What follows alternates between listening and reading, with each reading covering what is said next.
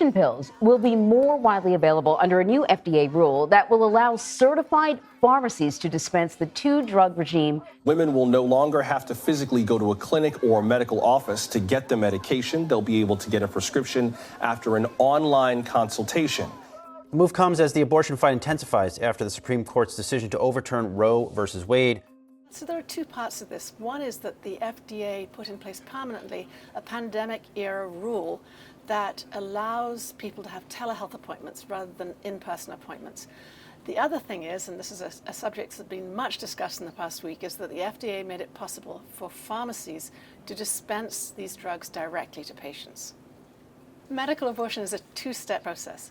The first medication is called mifepristone, and it involves a blocker of a hormone called progesterone, which prevents a pregnancy from continuing. That subsequently, another drug is taken, and that causes the uterus to cramp and expel its contents. So it's a two-step process. Right now, they can't access this medication at the local pharmacies. We're still waiting for pharmacies to apply for certification and go through that process. And they will need prescriptions, and the prescriptions have to come also from certified providers. It's not yet entirely clear how many pharmacies will apply for certification. We've heard from CVS and Walgreens that they are embarking on the process.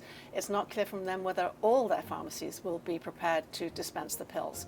And some smaller corner stores may feel a little reluctant for various reasons, if they're close to a state that has banned abortion, or if their communities, for religious or other reasons, are opposed to their dispensing the pills. Medication abortion is really going to be the future of the battles over reproductive rights and justice over the next decade.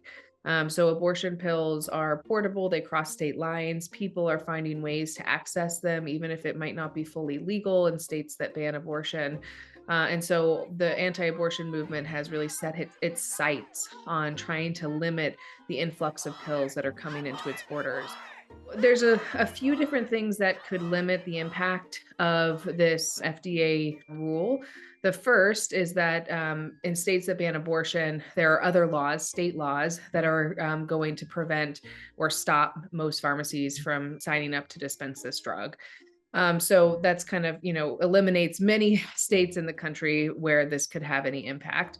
And it's also worth noting that we need pharmacies to actually decide that they're going to seek certification.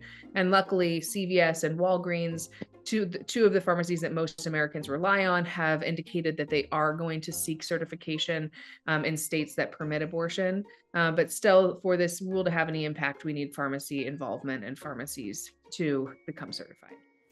Medication abortion promises to be the new front line in the battle over reproductive rights as states introduce bans that are far easier to enforce on surgical procedures than on medication abortion, which we can see has been going to women in states where there are bans. This is likely to be litigated in months and years to come, so it really is the front line in the new abortion battles.